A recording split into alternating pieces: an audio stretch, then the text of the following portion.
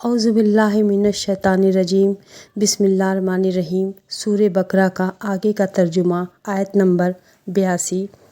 وہ وقت یاد کرو جب ہم نے بنی اسرائیل سے پکا عہد لیا تھا کہ تم اللہ کے سوا کسی کی عبادت نہیں کرو گے اور اپنے والدین یعنی ماں باپ سے اچھا سلوک کرو گے اور رشتہ داروں سے بھی اور یتیموں اور مسکینوں سے بھی اور لوگوں سے بھلی بات کہنا، نماز قائم کرنا، زکوٰۃ دینا، مگر کہ تم میں سے تھوڑے سے لوگوں کے سوا باقی سب اس عہد سے منہ موڑ کر پھر گئے۔ اور یاد کرو جب ہم نے تم سے پکا عہد لیا تھا کہ تم ایک دوسرے کا خون نہیں بہاؤ گے اور اپنے آدمیوں کو اپنے گھروں سے نہیں نکالو گے، پھر تم نے اقرار کیا تھا اور تم خود اس کے گواہ ہو۔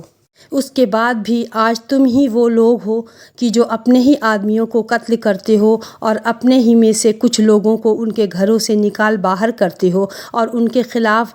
گناہ اور زیادتی کا معاملہ کر کے ان کے دشمنوں کی مدد کرتے ہو، اور اگر وہ دشمنوں کے قیدی بنا کر تمہارے پاس آ جاتے ہیں تو تم ان کو فدیہ، بدلہ اور معاوضہ دے کر چھڑوا لیتے ہو، حالانکہ ان کو گھر سے نکالنا ہی تمہارے لیے حرام تھا۔ تو کیا تم کتاب توریت کے کچھ حصے پر تو ایمان رکھتے ہو اور کچھ کا انکار کرتے ہو؟ اب بتاؤ کہ جو شخص ایسا کرے اس کی سزا اس کے سوا کیا ہے کہ دنیاوندی زندگی میں اس کی رسوائی ہو، اور قیامت کے دن ایسے لوگوں میں سخت ترین عذاب کا طرف بھیجا دیا جائے گا، اور جو کچھ تم عمل کرتے ہو اللہ اس سے غافل نہیں ہے۔ یہ وہ لوگ ہیں جنہوں نے دنیاوندی زندگی کو آخرت کے بدلے خرید لیا ہے، لہٰذا نہ ان کے پاس عذاب میں کوئی کمی ہوگی نہ ان کی مدد کی جائے گی۔ اور بے شک ہم نے موسیٰ کو کتاب دی اور اس کے بعد لگاتار ایک کے بعد ایک رسول بھیجے، اور ہم نے عیسیٰ ابن مریم کو کھلی کھلی نشانیاں دیں اور روح القدس سے ان کی تائید کی۔ پھر یہ آخر کیا معاملہ ہے کہ جب کبھی کوئی رسول تمہارے پاس کوئی ایسی بات لے کر آیا جو تمہاری نفسانی اچھا کو پسند نہیں تھی تو تم اکڑ گئے، چنانچہ بعض انبیاء کو تم نے جھٹلایا اور بعض کو قتل کرتے رہے، اور یہ لوگ کہتے ہیں کہ ہمارے دل صاف ہیں، نہیں بلکہ ان کو کفر کی وجہ سے اللہ نے ان پر پھٹکار ڈال رکھی ہے، اس لیے وہ کم ہی ایمان لاتے ہیں۔ اور جب ان کے پاس اللہ کی طرف سے وہ کتاب آئی یعنی قرآن جو اس توریت کی تجدید بھی کرتی ہے جو پہلے سے ان کے پاس ہے، تو ان کا رویہ دیکھو۔ ان کے باوجود یہ خود شروع میں کافروں یعنی بت پرستوں کے خلاف اس کتاب کے حوالے سے اللہ سے فتح کی دعائیں مانگا کرتے تھے، مگر جب وہ چیز آ گئی جس نے انہیں پہچان بھی لیا تو ان کا انکار کر بیٹھے۔ پاس پھٹکار ہے اللہ کی ایسے کافروں پر۔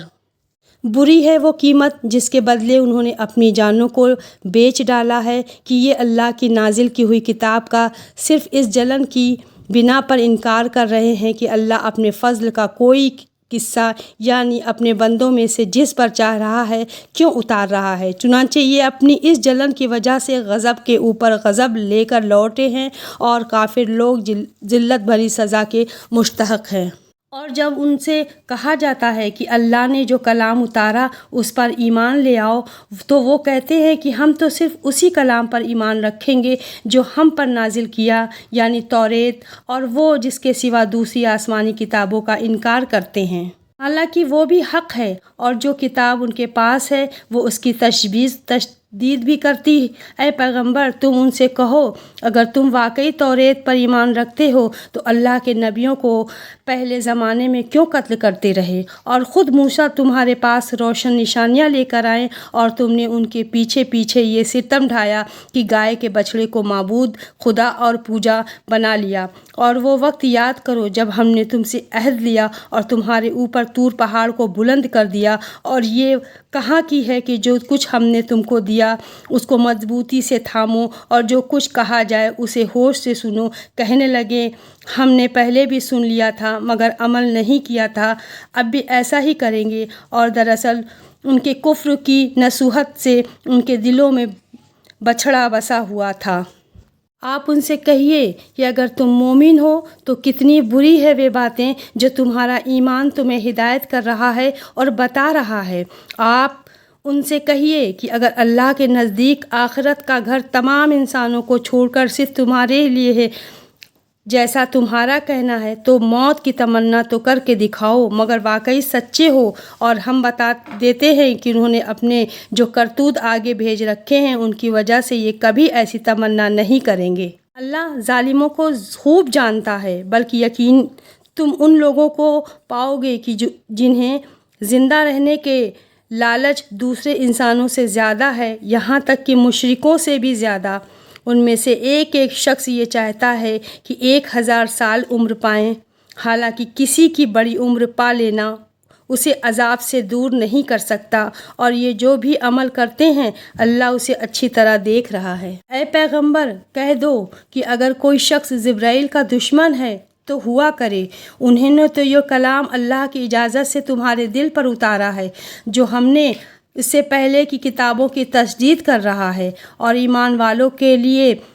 सही रूप से हिदायत और खुशखबरी है। अगर कोई शख्स अल्लाह के, उसके फ़रिश्तों और रसूलों का और जिब्राइल और मिकाइल का दुश्मन हो तो वो सुन रखे कि अल्लाह काफिरों का दुश्मन है। और बेशक हमने आप पर ऐसी आयतें उतारी जो हक़ को ज़ाहिर करने वाली हैं, और उनका इनकार वही लोग करते हैं जो नाफरमान हैं। ये आखिर क्या मामला है कि इन लोगों ने जब कोई अहद लिया उनके एक गिरोह ने उसे हमेशा तोड़ फेंका, बल्कि उनमें से अक्सर लोग ईमान लाते ही नहीं। जब उनके पास अल्लाह की तरफ से एक रसूल जाए उस तौरात की तस्दीद कर रहे तो उनके पास है, तो पहले किताब में से एक गिरोह ने अल्लाह की किताब तौरेत व इंजील को इस तरह पीछे पीछे डाल दिया गोया ये कुछ जानते ही नहीं थे। उसमें नबी ए आखिरुज़्ज़मा सल्लल्लाहु अलैहि वसल्लम के बारे में क्या हिदायतें दी गई थी, और ये बनी इसराइल उनके पीछे लग गए जो सुलेमान अलैहिस्सलाम की सल्तनत के ज़माने में शयातीन पढ़ा करते थे, और सुलेमान अलैहिस्सलाम ने कोई कुफ्र नहीं किया था, अलबत्ता शयातीन लोगों को जादू की तालीम देकर कुफ्र का अमल करते थे। ये बनी इसराइल उस चीज़ के पीछे लग गए जो शहर बाबिल में हारून और मारूत नाम के 2 फरिश्तों पर नाजिल की गई थी। ये 2 फरिश्ते किसी को उस वक्त तक कोई तालीम नहीं देते थे जब तक उनसे ये ना कह दिया कि हम सिर्फ आजमाइश के लिए भेजे गए हैं, लिहाजा तुम जादू के पीछे लग कर कुफ्र इख्तियार ना करना। फिर भी ये लोग उनसे वो चीज़ें सीखते थे, उसके ज़रिए मर्द और उनकी बीवी से जादुई पैदा कर देते थे। वैसे ये वाज़ेह कर रहे हैं कि उनके ज़रिए किसी को अल्लाह की चाहत व मर्ज़ी के बगैर कोई नुकसान नहीं पहुंचा सकते, मगर वे ऐसी बातें सीखते थे जो उसके लिए नुकसानदेह थी और फ़ायदेमंद न थी, और वे सब खूब जानते थे कि जो शख्स इन चीज़ों की ख़रीदार बनेगा आखिरत में उसका कोई हिस्सा नहीं होगा। और हकीकत ये है कि वो चीज़ बहुत बुरी थी जिसके बदले उन्होंने अपनी जानें बेच डाली। काश कि उनको इस बात का इल्म होता, और उसके बाद अगर वे ईमान और तक़वा इख्तियार करते तो अल्लाह के पास से मिलने वाला सवाब यकीनन कहीं ज़्यादा बेहतर होता। काश कि उनके इस बात को भी सच इल्म होता। ईमान वालों, रसूलुल्लाह सल्लल्लाहु अलैहि वसल्लम से मुखातिब होकर राउना ना कहा करो और रज़ीउरना कह दिया करो, और सुना करो, और काफिरों के लिए दर्दनाक अजाब है। काफिर लोग चाहे अहले किताब यहूदी या ईसाई में से हों या मुश्किलों में से हों, ये पसंद नहीं करते कि तुम्हारे परवरदिगार की तरफ से कोई भलाई तुम पर नाजिल हो। हालांकि अल्लाह जिसको चाहता है अपनी रहमत के लिए मखसूस फरमा लेता है, और अल्लाह अज़ीम फ़ज़ल व मालिक है। हम जब भी कोई आयत मनसूख करते हैं या उससे भुला देते हैं तो उससे बेहतर या उसी जैसी आयत ले आते हैं। क्या तुम्हें ये मालूम नहीं कि अल्लाह हर चीज़ पर कुदरत रखता है? क्या तुम्हें ये मालूम नहीं कि अल्लाह वो ज़ात है कि आसमानों और ज़मीन की सल्तनत तन्हा उसी की है, और अल्लाह के सिवा ना कोई तुम्हारा रखवाला है ना कोई तुम्हारा मददगार। क्या तुम्हें ये चाहते हो कि अपने रसूल से उसी किस्म के सवाल करो जैसे पहले मूसा से किए जा चुके हैं, और जो शख्स ईमान के बदले कुफ्र इख्तियार करे वो यकीनन सीधे रास्ते से भटक गया है। मुसलमानों बहुत से पहले किताब अपने दिलों के जलन के बिना पर ये चाहते थे कि तुम्हारे ईमान लाने के बाद तुम्हें पलटा कर फिर काफिर बना दे। इसके बावजूद कि हक़ उन पर वाजिह हो ہو چکا ہے، چنانچہ تم معاف کرو اور درگزر سے کام لو یہاں تک کہ اللہ خود اپنا فیصلہ بھیجتا ہے۔ بے شک اللہ ہر چیز پر قادر ہے۔ نماز قائم کرو، زکوٰۃ ادا کرو اور یاد رکھو جو بھلائی کا عمل تم خود اپنے فائدے کے لیے آگے بھیج دو گے اس کو اللہ کے پاس پاؤ گے۔ بے شک جو عمل تم کرتے ہو اللہ اسے دیکھ رہا ہے۔ اور یہ یعنی یہودی اور عیسائی کہتے ہیں کہ جنت میں سوائے یہودی یا عیسائی کے کوئی بھی ہرگز داخل نہیں ہوگا، یہ کیول ان کی آرزوئیں ہیں۔ آپ ان سے کہیے کہ اگر تم اپنے اس دعوے میں سچے ہو تو اپنی کوئی دلیل لے کر آؤ۔